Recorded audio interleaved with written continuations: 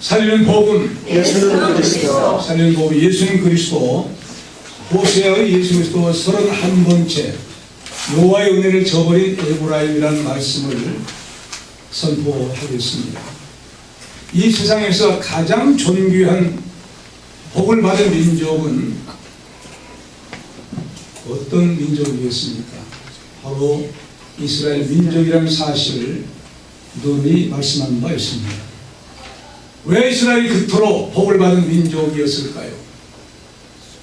인류를 구원하실 메시아 구세주 예수 그리스도를 받게 되어 있는 민족이기 때문에 그렇습니다. 여러분, 우리는 예수 십자가에 못 박힌 죄로 말미암아 그 죄를 우리가 자손들에게 돌리라 그 말 때문에 주 70년의 이스라엘은 로마에서 완전히 박살나겠어요.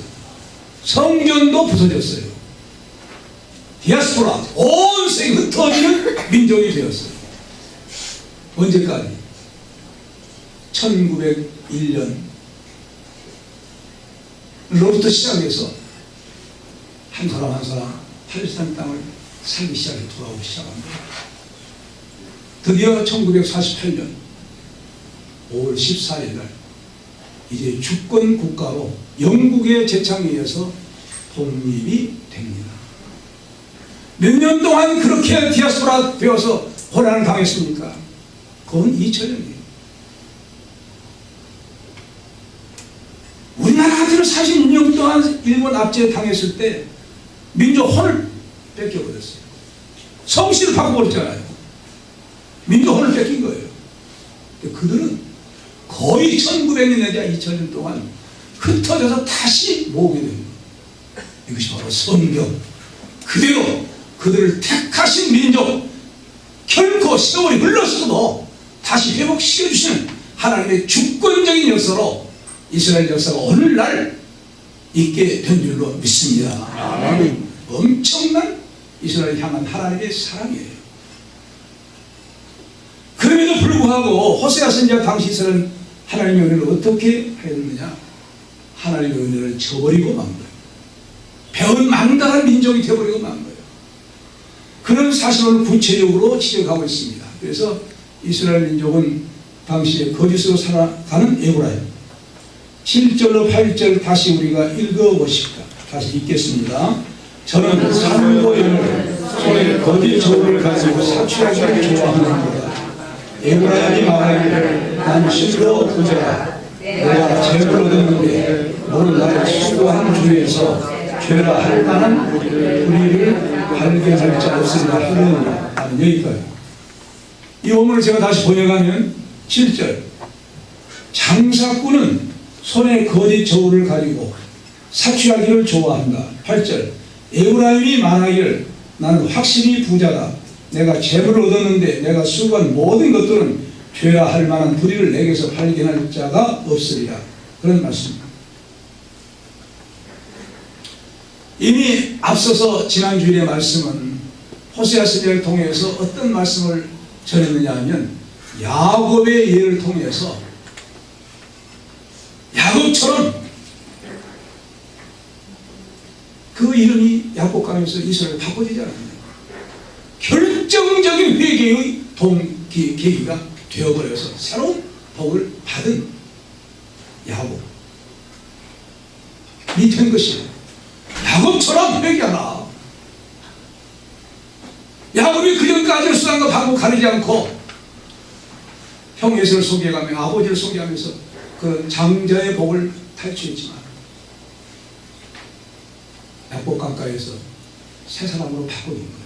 그것처럼 회개하라고 한 말씀이 지난번에 메시지의 내용이었습니다. 그런데 이제 이스라엘 백성은 어떤 상태였느냐? 개역 성경에서는 저는 상고연을 그랬어요.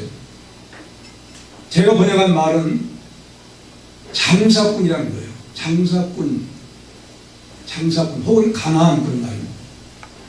참 놀라운 말이에요. 거기 원문에는 가나안이란 말이에요. 캐나안 그랬어요.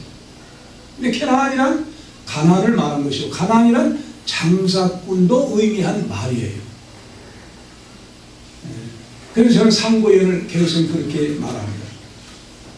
그런데 이제 왜 이와 같이 가난 혹은 장사꾼이라는 말이 똑같은 말로 당시에 쓰여지고 있느냐? 당시에 이제 고대 페니키아 연안 지역을 지칭하는 고유 명서로 무역하는 사람들을, 장사꾼들을 캐나안, 가나안 그렇게 불렀다고 합니다.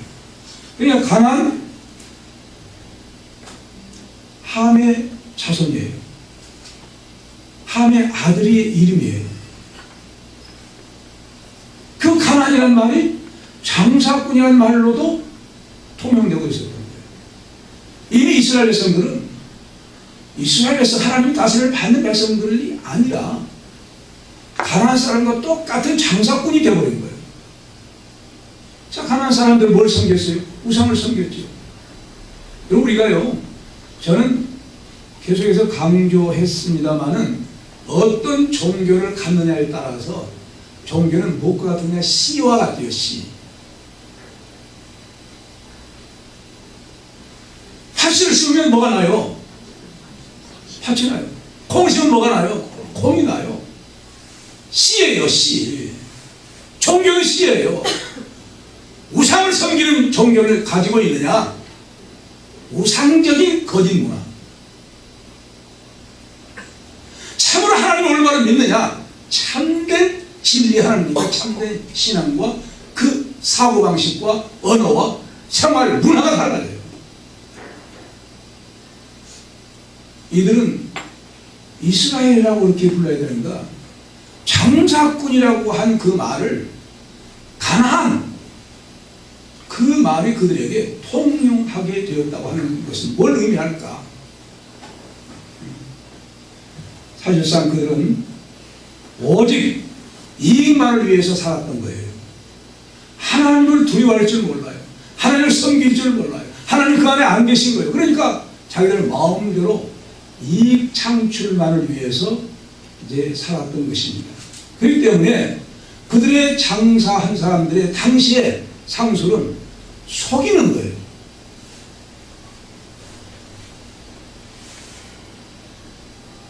제가 어렸을 때도 장날에 보면은요, 되를 가지고, 지금 뭐 정확합니다만, 되를 가지고 쌀 팔고 잖아요. 장사꾼의 그 되 밑에는 되 그 밑바닥이 좀 올라갔다는 거예요. 그리고 보기에는 그냥 똑같죠. 정당하지 못한 거예요. 그런 식으로 저를 속인 거예요.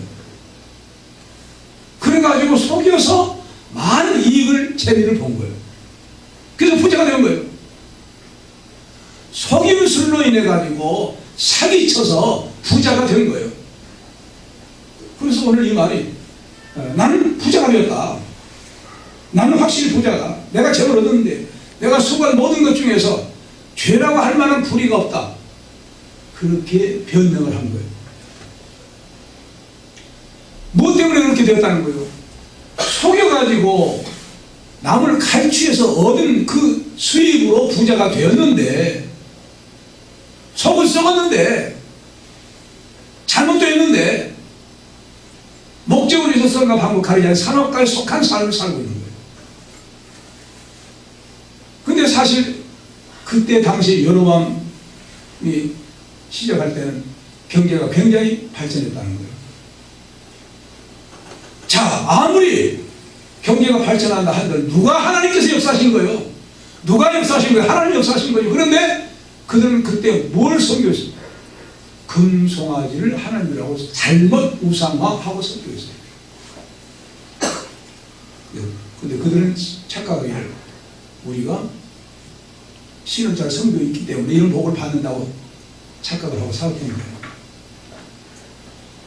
하나님 그렇게 놀라운 은혜 주시면서 어떤 마음을 가졌을까요? 불쾌하시죠. 오래만 하나님을 섬기지 못한 가운데, 우상을 섬긴 가운데 그렇게 부유하게 잘 산다 보니까 오히려 전혀 하나님 앞에 영광 돌리지 못한 거예요. 그러므로 그들이 사취해가지고 속여가지고 재물을 얻고 부귀영화를 누린다고 한들 그것은 쓸데없는 허용과 그리고 잘못된 부귀영화라는 거예요. 죄를 범하고 있는 것이라는 거예요. 아무리 그들이 외형적으로 잘 살고 잘 먹고 살지만 그는 사실은 속은 죄악으로 넘쳐 있으니까 결국 죄악은 결과는 뭐예요? 죄는 멸망하죠. 죄 싹서 사망이니까. 우선 먹기는 곱방이 좋다. 우선 지금 잘 살고 있으니까 좋은 거예요, 그냥. 우리 성도들은 비록 가난하게 살고 굶어 죽어도 하나님 앞에 말씀으로 올바르게 살 수 있는 신앙 철학을 가지고 살 수 있기를 바랍니다. 속여 취한 것 나중에 얼마나 큰 결과로 재앙을 받게 되려니 몰라요. 하나님의 살아계시거든요. 그러나 그들은 죄악된 삶을 살면서도 그들의 눈과 귀가 잘못된 거예요. 영적으로 하나님이 진입하지 못한 거예요. 그러니까 이제 정당한 이 방법으로 재물을 모은 것이 아니라 헛되게 모은 겁니다. 그럼에도 불구하고 이제 교만해져가지고 하나님을 거부한 거예요. 하나님께서 순종하기를 거부한 거예요. 하나님을 돌아가기를 거부한 거예요. 그럴수록 뭐만 쌓이겠습니까? 하나님의 징계만 쌓여가고 있겠죠. 큰 죄를 저질렀음을 불구하고 지속적으로 선지자를 통해서 그렇게 호세아 선지자가 이제 말씀을 전하고 회개하라고 한다 할지라도 안 들어온 거예요. 왜? 자기는 죄가 없다고 생각하는 거예요. 그럼 자기 자신이 우리는 하나님의 은혜 속에 산다고 하는 것은요, 우리가 잘못할 때 즉각적으로 내가 잘못하고 있구나 깨달음이 온다고 하는 사실은 그 양심이 하나님께서 살아있는 양심으로 역사하고 있다는 증거인 줄을 믿으시기 바랍니다. 그들은 죄악을 확실히 은폐했다는 그런 의미가 아니에요. 이미 죄가 무엇인지는 몰라요. 죄 속에 함몰돼가지고 신령한 눈이 없어요. 죄를 볼 수 있는 죄악이 이게 죄악이라는 볼 수 있는 영적 안목이 없는 거예요. 양심이 없어져 버린 거예요. 그러므로 이스라엘 민족을 대변해 에브라임 지파 사람들의 영적인 그런 차원에서 지금 하나님 보실 때 뭐라고 하시냐? 나는 네 하나님이라고 합니다. 그리고 잘 살고 있는데 나는 네 하나님이라고 그래요. 생각해 보세요. 지금 죄악을 짓고 있는데, 죄를 한참 짓고 있는데 그들에게 찾아가서 나는 네 하나님이라고 그래요. 이게 어떤 차원이겠습니까? 그건 두려운 거예요. 죄를 짓고 있는데 하나님 딱 찾아왔어요. 나는 네 하나님이라고 그래요. 내가 큰 교회에 갔을 때 기도가 게을러지니까 꿈을 통해가지고 3일차 하나님이 오십니다. 그래서 하신 말씀, 나는 스스로 있는 하나님이다 모시게 하는 말씀 음성 들려줘요. 너무 놀라는 거예요. 깜짝 놀라요. 아이고 손 모으면 내가 살겠다. 이거 뭐 손 모으는 거예요. 기도. 아이고 주여 하면서 생시가 돼가지고 깨버리는 거예요. 그래서 금식기도를 하게 된 겁니다.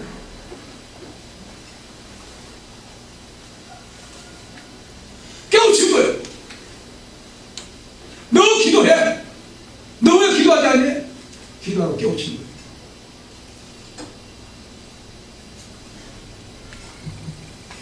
하나님의 놀라운 역사. 너무 놀란 거예요.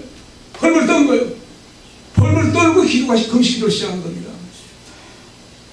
죄악을 짓고 있는데 오늘 이 말씀에 나는 내 하나님이라고 합니다. 보통 한번 생각, 그 환경을 생각, 보통 두려운 말이 아니에요. 그래서 뭐라고 합니까? 9절로 10절 같이 읽읍시다. 시작. 내가 애굽 땅에서 나오므로부터 나는 내 하나님 여호와니라. 내가 너 다시 장막에 거하게 하기를 명절일에 하던 것 같이 하리라. 내가 여러 선자에게 말하였고 유상 많이 보였으며 천자들을 비우는 자를 베풀었노라. 이 어문을 제가 다시 번역하면 9절. 그러나 나는 애굽 땅에서부터 내 여호와 내 하나님이시다. 내가 너를 다시 명절날처럼 장막에 거주하게 할 것이다. 10절. 내가 선자들에게 말하였고 또 내가 이상을 많이 보여주었으며 내가 선자들을 인하여 비유를 말하였다. 그런 말씀입니다. 지금 이스라엘 성도를 까마득이 하나님의 놀라운 구원의 역사를 잊어버리고 살아가고 있었어요. 하나님께서는 지금 살아계세요. 우리가 어떤 삶을 살든지 우리에게도 마찬가지입니다. 하나님께서 다 살피시고 계세요. 보고 계세요. 얼마나 살고 있는지, 죄악을 짓고 있는지, 무슨 생각을 하고 있는지 다 하나님께 감찰하고 계신 하나님 믿으시기 바랍니다. 아멘. 지금도 그러시면 옛날 이스라엘 백성들 그래도 그들에게 똑같이 역사하신 거예요. 그런데 그들은 하나님이 감찰하고 계신 걸 까마득히 잊어버리고 바로 이제 죄를 짓고 살고 있었는데 하나님께 나타나셔서 말씀을 하신 거예요. 개혁성경에는 그 말씀이 없습니다만 어머니가 그러나 하는 말씀, 그러나 나는 거예요. 무슨 말이에요? 아까 그러나가 어디서 나와요? 아까 앞에 무슨 말씀입니까? 나는 부자다. 내가 내 재물이 불의로 행하는 것이 없다. 불의를 찾아봐도 없다. 그 다음에 나온 말, 그러나 나는, 너는 그렇게 생각하는지 몰라도 그러나 나는 내 하나님이야. 무슨 말이에요? 너를 살피시고 내가 거짓 저울로 부자 되는 거 다 알고 보시고 다 계신 그런 하나님, 너는 그렇게 생각해. 그러나 나는 달라. 그런 하나님이신 줄을 믿으시기 바랍니다. 그 말씀 우리에게 주시고 있는 거예요.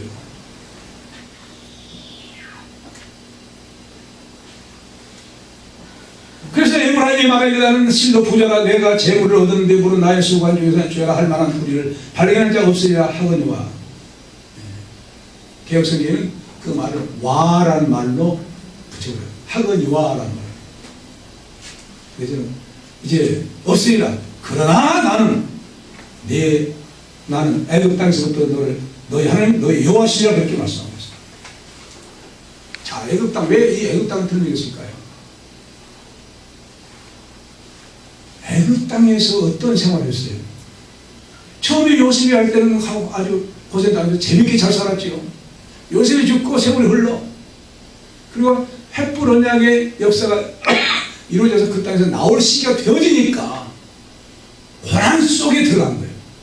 아들 낳으면 다 죽이라. 그리고 남자들은 다 노예에 참여해서 매를 맞으면서 노예 생활을 했던 거예요. 때가 되었다고 싶어서 하나님 모세를 부르신 거예요. 모세야, 내가 애굽에 가서 내 민족 구원해 오라. 아이고 내가 어떻게 해요? 내 집, 너 뭐까지 지팡이 던져봐. 배는 다시 잡아. 지팡이. 능력을 보여주신 거예요. 너 할 수 있다고 하지 마. 너 말보다 너 그래. 너 40년 동안 양호 살았으니까 어찌 말을 잘할 것이냐. 내 형이 있어. 아론이 있어. 아론이 대변해줄 것이다. 너는 아론에게만 말해. 아론이 대변해줄 것이다. 그래서 같은 거예요. 그 10가지 재앙 속에서 이스라엘 백성들이 애굽 사람들이 우선 놀랍니다. 벌벌 떱니다. 마지막에 장자가 죽을 때 집집마다 토음 목소리가 나요. 근데 이스라엘 백성들에게 장자 죽은 소리가 나요, 안 나요? 안 나죠. 왜? 뭐 때문에? 문설주에 양을 피를 발랐기 때문에. 양의 피 뭐예요? 예수 그리스도의 십자가의 보혈 피를 예표해 준 십자가의 보혈을 의미한 줄을 믿습니다. 그러므로 뭘 그들에게 체험케 하여 주셨느냐? 너희들이 이 애굽 고통 가운데 구원받는 것은 앞으로 오실 예수 그리스도의 보혈 피, 속죄의 대속의 역사, 희생되신 예수 그리스도 때문에 구원받은 것이다. 체험케 하신 거예요. 예표로 체험케 하신 거예요. 그래서 그들을 구원해 주셔야 돼요. 그것을 지금 얘기한 거예요. 바로 애굽 땅에서 나오고 난 네 하나님이다. 그때 내가 너희들을 어떻게 도왔느냐? 왜 그걸 잊어버리냐? 민족적인 구원의 놀라운 역사 잊을 수가 없는 것이죠. 잊으면 안 되죠. 언제든 이스라엘 민족은 생각해야 돼요. 우리 어떤 민족으로 이와 같이 지나고 있는 역사가 진행되고 있는가? 애굽에서의 구원. 그 하나님 언제든지 감사할 수밖에 없는 그런 믿음으로 살아야 되는데 잊어버린 거예요. 그래서 바로 하나님께서는 이미 그런 사실을 미리 앞서서 아브라함에게 언약하지 않습니까? 아브라함에게 뭘 주십니까? 횃불 언약을 주시죠. 창세기 15장 13절 17절. 횃불 언약이 무엇입니까? 십자가의 고난과 부활의 영광을 함축한 것이 횃불 언약이에요. 이스라엘 백성들에게 너희들도 십자가의 고난 받고 받고 그 고난 가운데서 구원하신 그 구원의 역사를 체험해야만, 그런 민족이 되어야만 십자가에 죽으시고 부활하신 예수님을 맞이할 수 있는 민족으로서의 그릇이 돼. 그리고 우리 성도들에게는요, 만사 형통만이 복이 아니에요. 천만의 말씀. 우리 무엇이 복이에요? 입이 다물고 있으면 안 돼요. 무엇이 복이에요? 십자가의 고난과 부활이 복인 줄로 믿습니다. 항상 언제든 우리는 언제든지 십자가와 그리고 뭘 말합니까? 고난이 먼저 온 거예요. 내가 하나님의 놀라운 은혜를 몰려갈 때 하나님께 내가 고난 주신 거예요. 왜? 부활의 영광, 구원의 놀라운 역사를 체험케 하기 위해서 너 기도해. 너 하나님 앞에 회개해. 그러므로 놀라운 부활의 영광, 구원의 역사를 체험하게 하시기 위한 역사가 공식적으로 누구에게든지 오게 되는 거예요. 고난할 때 뭘 생각해야 돼요? 예수님이 십자가를 생각해요. 아, 나로 하여금 고난 속에 들어가서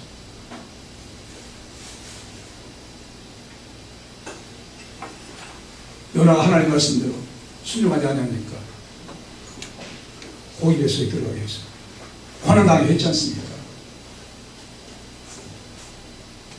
깨닫게 한 거예요. 요나의, 그래서 예수님 뭐라 합니까? 너희들이 표적을 구하냐? 요나의 표적밖에는 보일 표적이 없다. 예수님을 예표적으로 3일 동안 고기 뱃속에 나오게 되는 거예요. 십자가의 죽으심과 부활, 그 복음, 이건 모든 성도들이 공식적으로 적용된 겁니다. 그러니까 그런 사실 우리가 믿는다고 하면 고난이 올 때 어떻게 해야 돼요? 절망하고 원망해야 돼요? 오히려 감사해야 돼요? 뭘 보고 감사해야 돼요? 부활의 영광이 있으니까, 구원의 역사가 있으니까, 기다리고 있으니까. 할렐루야! 구원의 역사 우리에게 역사하시니까 오히려 감사해요. 그렇게 생각하고 믿는 성도들에게 고난은 오히려 복이에요.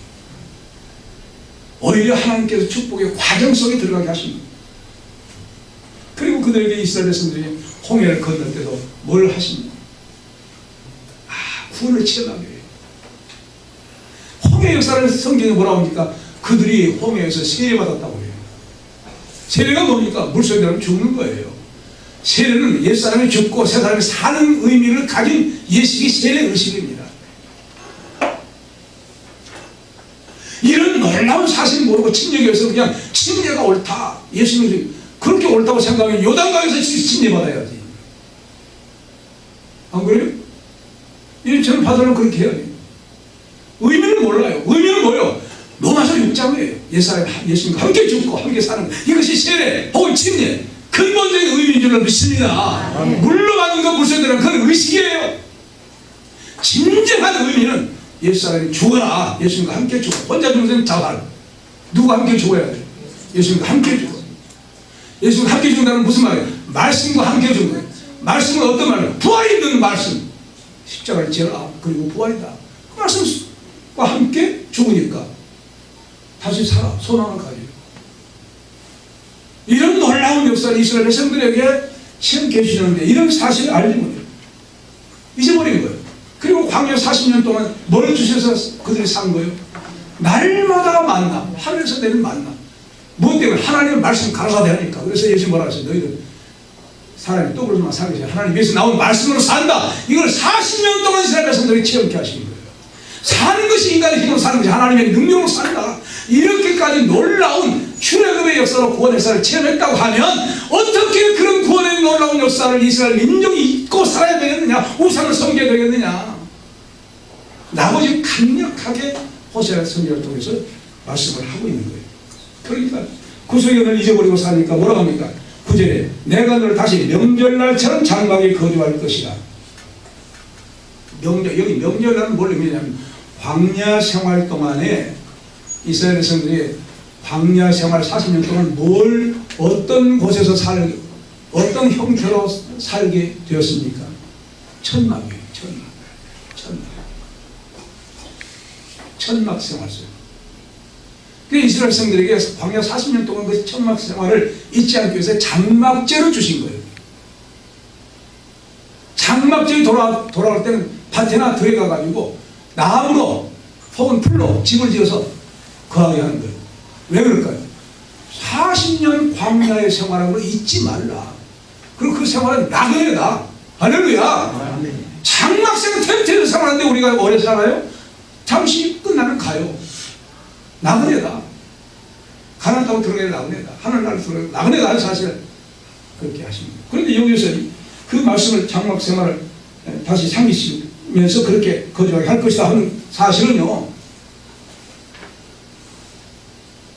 그들에게 어떤 차원에서 말씀한 것이냐 하면, 너희들이 아수르 나라로 포로 잡혀가서 장막 생활, 나그네 생활, 뜨내기 생활을 하게 될 것이다. 그렇게 집어넣겠다는 거예요. 왜? 우상을 섬긴 죄악 때문에. 그런데 장막 생활은 며칠 동안 하게 했냐? 일주일 동안이에요. 일주일 동안이니까 어떤 의미냐면 40년 동안 생활한 것을 기억해서 일주일 동안 장막 생활을 하는 거예요. 그러므로 장막 생활을 하도록 그렇게 말씀하신 이유는 아수르 나라에 가서 고난을 받고 고된 하나님의 징벌을 받으나 거기서 영원히 패망하도록 끝나도록 하지는 않겠다는 거예요. 그 일시적인 하나님의 징계 차원이라는 거예요. 그렇게 하나님이 이스라엘 백성들을 사랑해요. 다시 회복시켜 주겠다는 거예요. 믿으시기 바랍니다. 하나님께서 하나님의 백성들에게 잠시 어떤 고난의 기간이 있다 할지라도 오랫동안 영원히 한 것이 아니라 잠시 깨닫고 회개해서 다시 돌아오도록 하기 위한 잠시의 징계일 뿐이라고 하는 사실을 이렇게 말씀하고 있어요. 그리고 또 어떤 말씀을 하십니까? 선자를 통해서 이상을 많이 주었다는 거예요. 환상, 꿈, 말씀 직접 나타나서 계시하시는 이런 역사를 많이 해주셨다는 거예요. 근데 주로 이제 그 이상은 에스겔, 다니엘, 스가랴 이런 선자를 통해서 많이 나타났던 것이에요.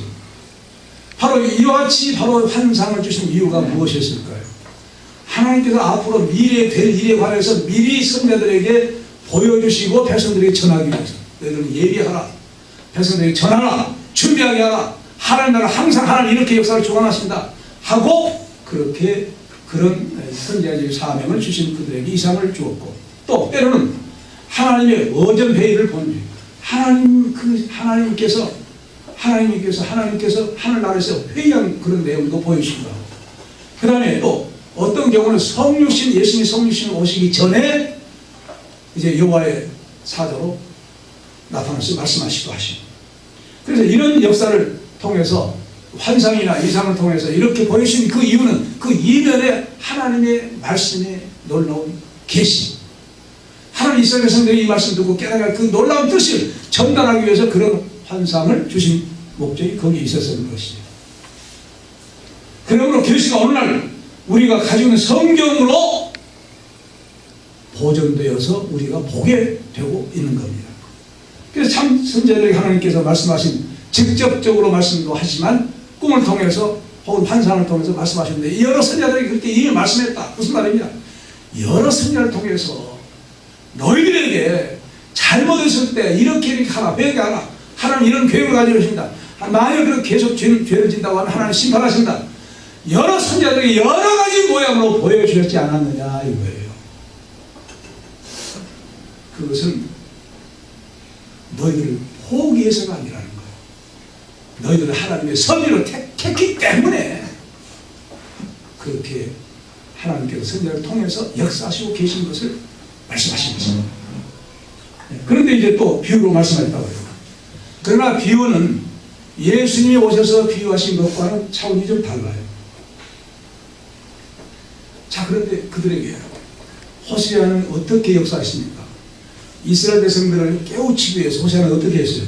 처음에도 나오죠. 1장이 딱 나옵니다. 호세아야, 너 저 창녀촌에 가서 창녀 고멜 데려가서 너 결혼해.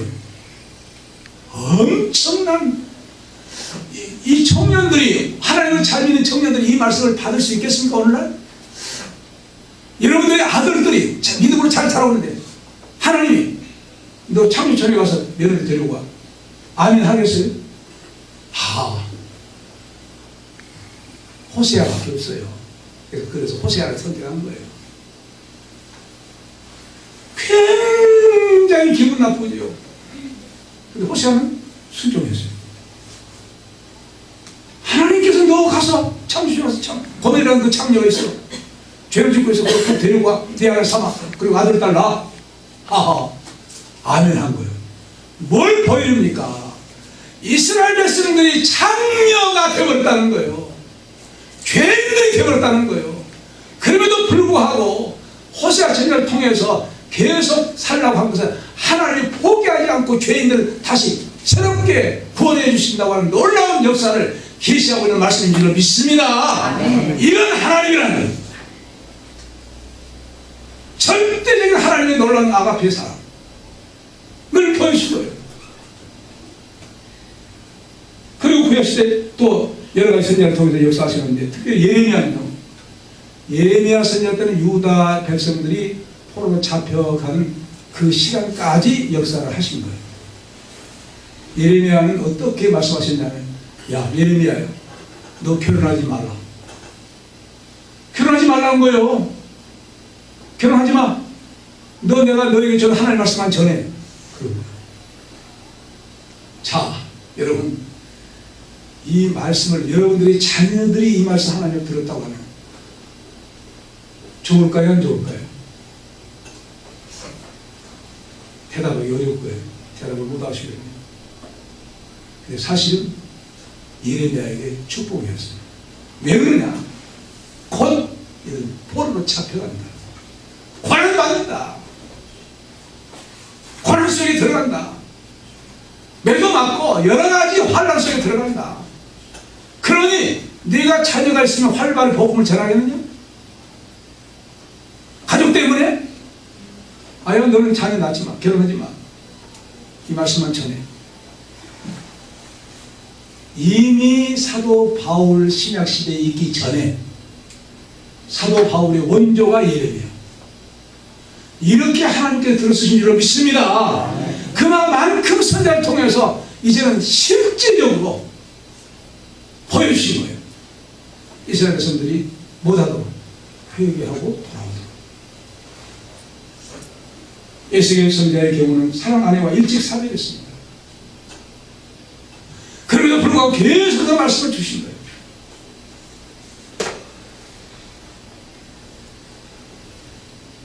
이렇게 하나님께서 여러 가지 형태로 창기와 결혼하게 시키면 결혼시키면서 이스라엘 백성들을 회개하도록 구원하시도록 역사하신 그 하나님. 그럼에도 불구하고 에브라임, 이스라엘 민족을 대표한 그 에브라임 집안, 하나님 앞에 돌아오지 않고 우상을 섬기는 하나님을 경록케 하신 거예요. 경록케 하신 하나님을 바로 에브라임이라면서 11절 14절입니다. 같이 읽다. 시작. 길르앗은 불의한 것이냐? 저희는 아이어도 거짓되도다. 길르앗에서는 우리가 수송아지로 제사를 드리며 그 제사는 밭이라는 쌓인 돌무더기 같더라. 옛적에 야곱이 아람들로 도망하였으며 이스라엘 아내 얻기 위하여 사람을 섬기며 아내 얻기 위하여 양을 찾고 여호와께서는 선자로 이스라엘 애굽에서 인도하여 내시며 선자로 저를 보호하셨거늘. 14절 에브라임이 경록케 하니 극심하였으니 그 주께서 피로 그 위에 눈물을 있게 하시며 저희의 수치를 저에게 돌리시리라. 아멘. 이 부분을 제가 번역하면 11절 길르앗이 불의하냐? 그들은 참으로 거짓되었다. 길갈에는 그들이 송아지들로 제사를 드리며 그들의 제단들까지도 밭고랑에 쌓인 돌무더기 같다. 12절 야곱이 아람들로 도망하였으며 이스라엘의 아내 얻기 위하여 그가 모성살이하며 또한 아내 얻기 위하여 그가 양을 쳤습니다. 13절 여호와께서는 한 선지자로 이스라엘을 애굽에서 내셨고 지키셨습니다. 에브라임이 여호와를 매우 경록케 하였습니다. 그러므로 주께서 그의 피로 그 위에 머물러 있게 하시며 그의 수치를 그에게 돌리시라. 그런 말씀입니다. 아마 여러분들이 이 성경을 읽고는 깨닫기가 어려워요. 굉장히 이 말씀은요 듬성도 막 뛰어가는 내용이에요. 그렇기 때문에 하나님의 말씀을 깊이 연구하지 않으면 이 말씀을 이해하기가 아주 어려워요. 근데 11절에는 길앗이 불의하냐? 참으로 거짓되었다 이렇게 말씀해요. 근데 길앗은 어떤 지방이었느냐? 호세아 선지자 당시 길에서 요단 동편에 위치한 곳으로서 요단 서편에 위치한 길갈과 더불어서 무엇을 많이 섬기는? 우상을 많이 섬겼어요. 우상 제단들이 곳곳에 많았어요. 하나님을 섬기는 그런 사람들이 아니고 이스라엘 백성들이 하나님 떠나서 우상을 섬기는 제단들이 곳곳에 많았어요. 그리고 베델은 뭡니까? 야곱이 아람에 가다가 외삼촌 집에 가다가 하나님이 나타나서 너에게 계시하신, 그래서 하나님의 친구다 하고 베델, 근데 우상의 지역으로 바꿔버린 거예요. 그래서 베나웬은 우상들의 집이다. 엄청나게 이런 것이 우상화 되버리고 우상 재단들로 꽉 차버린 거예요. 치욕스러운 그런 서목들이 되버린 거예요. 그러므로 이 무릎은 하나님께서 상당히 부정적으로 시험 부른 거예요. 길앗이 불의하냐? 불의하냐?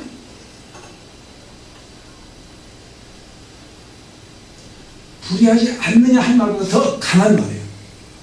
불의하지 않느냐 그 말이에요. 왜? 우상 숭배로 가득 차 있어. 우상 숭배 자체가, 하나님 위에 다른 신을 섬기고 있는 자체가 불인 거예요. 아, 저 사람은 참 열심히 안 믿어도 양심이 대단해. 그럼 좋은 사람이지. 하나님께서는 어떻게 보신 거예요? 불의한 사람이에요. 왜? 뭐 때문에? 하나님 믿지 아니한 것 때문에. 구원을 받아들이지 아니한 것 때문에. 누구든지 아무리 공자도 맹자도 그들이 도덕적으로 옳게 살았다 할지라도 하나님을 믿지 아니한 사람이라면 불의한 사람으로 취급하는 것이 하나님 말씀 믿으시기 바랍니다. 아멘. 하나님 믿어야 의인이 된 거예요. 큰 죄인을 할지라도 하나님 믿으면 사죄 받으니까, 용서 받으니까, 예수의 보혈로서 죄사함을 회개하여서 용서 받으니까 의인이 된 거예요. 그래서 그들은 그렇게 길앗이 불의한 그런 우상숭배가 가득한 그곳에, 그 우상숭배 그 자체가 뭡니까? 우상숭배는 바로 거짓신을 섬기는 거예요. 결국 사탄을 섬기는 거예요. 사탄은 요한복음 8장 44절에 뭐라고 했어요? 거짓이 아니라고 했어요. 그러므로 뭘 섬기고 있는 거예요? 사탄을 섬기니까, 우상을 섬기니까 그의 삶이, 거짓된 삶이 올바른 삶인 줄 착각하고 살게 되는 거예요. 왜? 그들의 종교가 거짓이에요. 그들의 우상이 거짓이에요. 그러니까 그들은 거짓이 옳은 거예요. 그러니까 무엇이 참인지를 몰라요. 참인지를 안다고 하면 어떻게 해야 돼요? 하나님께 돌아와야 돼요. 아, 이것이 우상이고 우상 거짓이고 내가 거짓 생각하고 거짓 말 많이 하고 거짓 행동 많이 했구나, 내가 많이 저를 속였구나, 하나님께 돌아와야만 깨닫게 된다는 거예요. 믿으시기 바랍니다. 아멘. 달라요. 그래서 이 우상은 무익한 것이에요. 아무 의미도 없는 거예요. 그 성도들은 저 우상을 섬겼으니까 다 망하게 되는 거예요. 그래서 뭐라고 합니까? 길갈에서는 그들의 송아들로 제사를 드리며 그들의 제단들까지도 밭고랑에 쌓인 돌무더기 같아. 간 곳마다 우상을 섬겨. 그러니까 이건 뭘로 보는 거예요? 그건 돌무더기. 돌무더기가 어디에 쌓여요? 밭고랑에 쌓여요. 여러분, 밭에 돌무더기가 많으면 농사 짓기 좋아요? 안 좋아요? 안 좋지요. 거친 돌이 되는 거예요. 이것이 너희들은 우상을 섬긴 제단들로 해서 송아지를 잡고 막 그런 행사에 가득하고 열심히지만 이건 사실 밭고랑의 돌무더기다. 자멸거리다. 되지 않는다. 반드시 이로 말미암아 돌을 치워버릴 하나님의 심판의 징계가 나타나게 될 것이다 말씀하십니다. 하나님의 성들은 의를 행하기에 이것들은 장면이 될 것입니다. 반드시 돌 무더기는 뭘 말하냐고? 황폐화되는 거예요. 밭에 돌 무더기 있다면 뭐예요? 그 밭 못 사용한 거예요. 앞으로 황폐화되는, 망한다는 말이에요. 그런데 여기서 뭐라고 합니까? 12절에 야곱에 관한 말씀, 저도 야곱에 관한 말씀을 하세요. 야곱을 말해요. 야곱이 왜 야곱을 들밀까요? 자, 이런 처지에서 지금 그들이 우상을 섬긴 가운데 거짓된 생활을 하고 있어요. 근데 야곱을 들먹여요. 야곱이 어땠습니까? 야곱이 형 예사의 낯을 피해서 외삼촌 집 파단 아람으로 갔지요. 외삼촌 딸하고 결혼하기 위해서 나이로 결혼하겠습니다. 그래? 그애는 7년 동안 봉사해, 일해요. 7년 딱 지나고 이제 7년 지났으니까 안 해주십시오. 나이를 지금 내가 결혼하겠습니다. 딱 첫날 밤에 누구를 보내요? 리아를 보내요. 외삼촌이 이렇게 나를 속일 수 있습니까? 그래? 이 품성이 그래. 언니가 먼저 결혼해야 돼. 그럼 동생 결혼 못해. 그러니까 리아를 그랬으니까 7일 동안 더 기다리라. 7일 동안 노동해라. 그래서 나이 7일 후에 다시 만나게 돼. 대신 나이를 위해서 7년 동안 또 노동해라. 그러니까 아내 두 사람 얻기 위해서 14년 동안 모심살이를 한 거예요. 노예 생활을 한 거예요. 그리고 나는 이제 뭡니까? 나이는 이제 이렇게 이제 이러다가 난 아무것도 없이 삼촌에게 계속 이제 이 소가 넘어가고 이거 뭡니까? 그러니까 그럼 6년 동안 내 양을 치라. 그러면 좋습니다. 내가 양들 가운데 점이 없는 것은 내 삼촌이고 점이 있는 것은 내가 그걸 삼겠습니다. 6년 동안이었어요. 20년 동안 뭐던 거예요? 뭐 좀 살았어요. 소가 넘어가면서 20년 동안 정직하게 일한 거예요. 정직한 대가로 나온 거예요. 너희 조상 야곱은 정직하게 살았다. 할렐루야. 정직하게 땀 흘린 대가 가지고 살았어. 오히려 속임을 당했어. 속이지 않았어. 근데 너희는 무엇이냐? 남을 속이고 치부하고 있잖아요. 그런 의미에서 야곱을 지금 말하는 거예요. 정직한 야곱을 본받아라. 잘못 산 거 회개하라. 속이면서 부자 된 걸 회개하라. 정직하게 살아라. 애굽을 말합니다.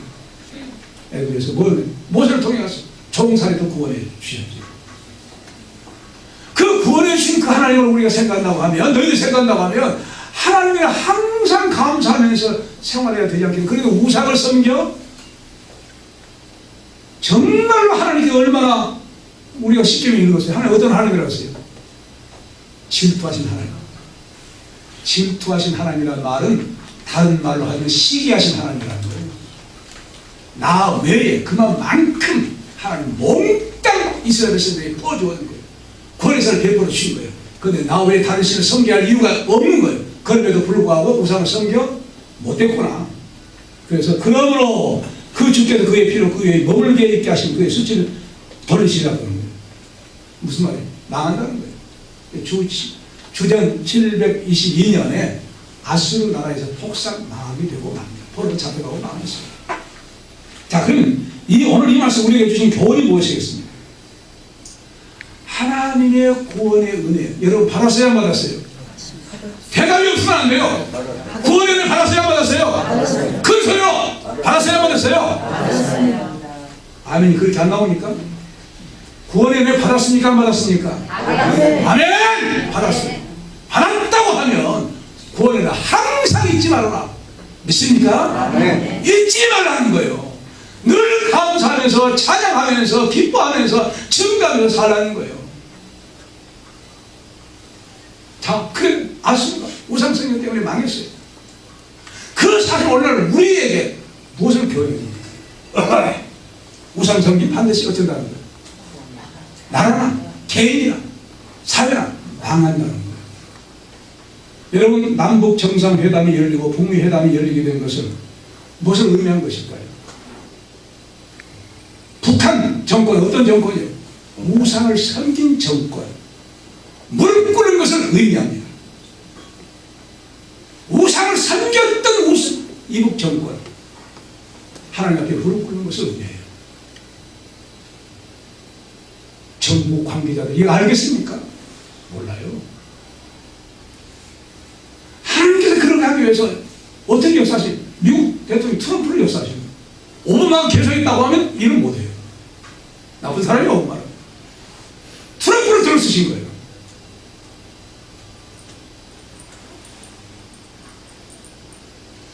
제가 금년 연초 1월 7일 첫 설교에 세일을 행하려는 말씀으로 복음을 증가하면서 또 1월 4일 날 우리 교단에서 신년 축하 예배 드릴 때 신년 할애 축시를 낭송한 것을 1월 7일 첫 주일에 제가 주보에 실렸어요. 그 시가 우리 대한민국이에요. 아마 들었을 거예요. 첫 주일에 나온 사람 들었어요. 마지막 부분 한번 들어보세요. 1948년 8월 15일 우리 정부가 탄생될 때 초대 국회의원 모두 기립하여 이은영 목사의 대한민국 탄생을 하나님께 감사하며 남북통일 기원으로 시작된 지원국회로 대한민국 정부가 탄생되었으며 하나님이 세우신 우리 대한민국 어찌 아니던가. 예레미야 선지자의 예언 바벨론 포로 70년이 차 디아스포라 이스라엘 민족 귀환이 이루어졌습니다. 우리 대한민국의 탄생 70주년이 된 2018년 언제예요? 내년이에요? 금년이에요? 2018년 그 새해를 맞이하였으니 우리 대한민국이여 일어나라. 우리의 손은 복음으로의 남북통일 그 원년의 역사로 빛을 발하라. 온 세계 대한민국 남북통일 그 자유 제2의 광복을 선포하라. 마지막 부분이 이 시였어요. 제가 시성이 있어서 쓴 것이 아니에요. 하나님께서 우리나라 1948년 8월 15일 날 대한민국이 세워졌으니까 1918년이 70년이 된 거예요. 이 놀라운 역사가 이스라엘 나라가 우리하고 똑같이 가요. 이스라엘 나라가 1948년 5월 14일 날 나라가 세워졌어요. 우리는 1948년 8월 15일 대한민국 정부가 세워졌어요. 똑같이 우리는 어떤 민족? 히브리 민족이에요. 똑같이 가요. 이스라엘 민족에게 70년이 된 때에 트럼프 대통령이 뭘 선언했어요? 이스라엘 수도는 예루살렘으로 인정한다. 우리는 대사에 그걸 옮기겠다. 이것은 아랍 진영의 놀라운 반대, 유엔까지 다 거부했어요.